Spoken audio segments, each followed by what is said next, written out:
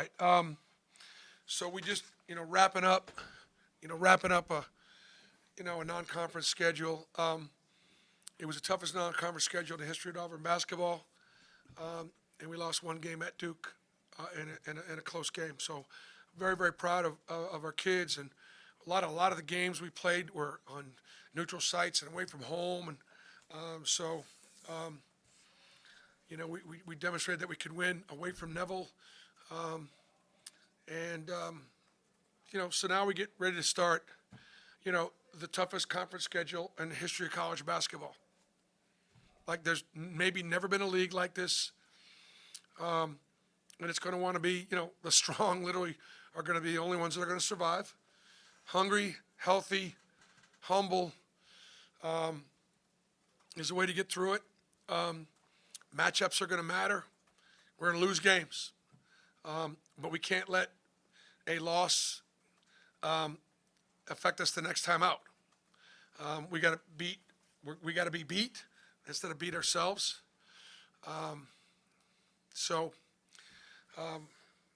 But we're healthy, and we're ready.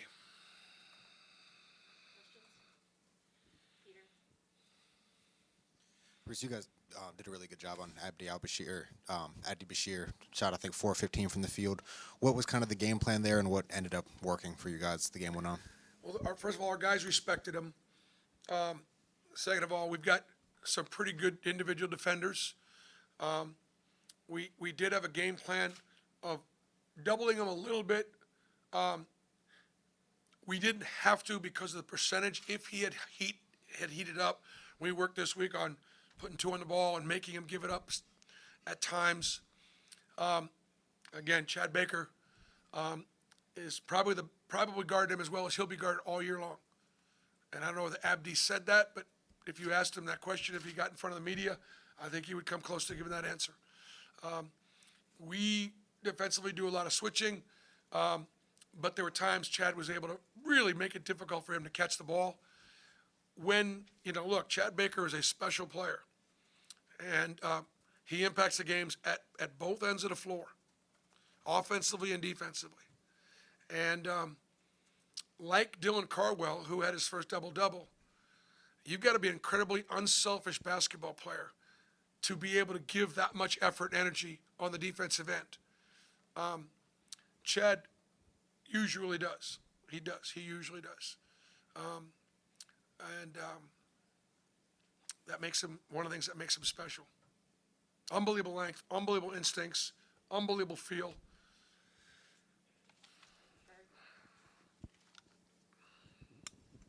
Bruce, you talked about how this Monmouth team was a really tall one, front line, and you guys plus 19 on the boards. Obviously, Janai and Dylan had really good games.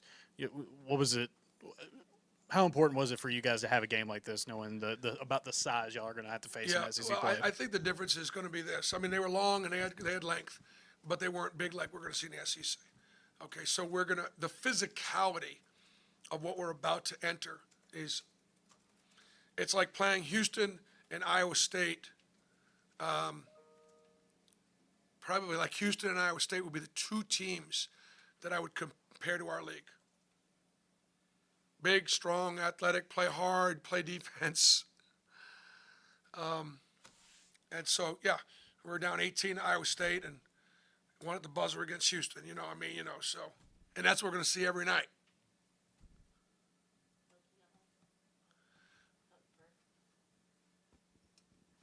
To high plus 36 tonight, 5 assists. Had those alley-oops to Jakai. Just for a guy who's settling into that point guard position, how pleased have you been with the growth of what he's done as a playmaker? He's done a good job. Todd wants to be coached. He wants to get better, and he is coachable. He asks questions. He is, I'd say, based on preseason expectations, he's the best freshman in the country. Based on preseason expectations. Let's just say he was, 25th? He's not the 25th best freshman in the country. Matt, and then Johnny.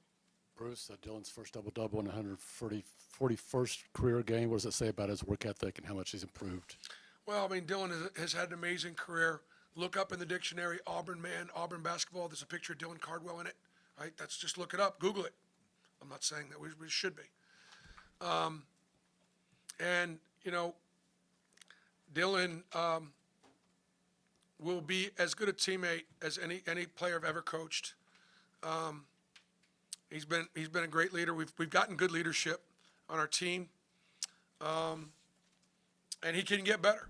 I mean, Dylan can play in the NBA because of his ability to guard anywhere on the court. Like when he matched up with Bashir, everybody was like, nobody's worried about it. Like that was probably the two best guards guarding him were Chad Baker and Dylan. And then he goes in there and he can bang on the inside and the physicality. Yeah, it was great. Dylan, I don't know. We're going to do some research on this. Jalen Williams was the winningest all-time player in Auburn basketball history. I think Dylan Cardwell is in a situation where he's either going to have played more games or got a chance to, like, get that record at some point. What's that? He's second in wins behind Jalen. Okay, he's got a chance to get it this year. Got a chance. Hey, Bruce, we were talking to Chad and we were talking to Dylan about some of those highlight reel dunks that Ja'Kai Howard had. Just from an athletic standpoint, how special is he and what were your impressions of the two highlight jams? Ja'Kai Howard is going to be a great player. Ja'Kai Howard's going to play in the NBA someday. He gets frustrated because he while he can do that, we still are trying to coach him in some other areas, and he's hard on himself. That's it. He's just hard on himself, and if we can get him to just find a little bit more joy and not be so hard on himself and not be affected by certain things, but that's just the difference between being 18 and being just a little bit older. But and when we say that he's gifted and talented, he's also a hard worker. So on other teams, he'd be starting and playing 30 minutes. But he knew coming in that he had a chance to play with some really good older players. And you could see what he obviously can do. Next year, he's got a chance to be a tremendously impactful player. But he's gonna impact this year's team. He already is. And last question for Bruce, it's tied with like 7 or 8 minutes left to go in the first half, and then Chaney scores like 10 points in 2 minutes. Just his ability to kind of take over in a quick session. This is not the first time he's done that this season. Just how beneficial is that, especially coming off the I bench? was glad Chaney took over in his second rotation, but not happy with his first. He knows I wasn't happy with his first rotation.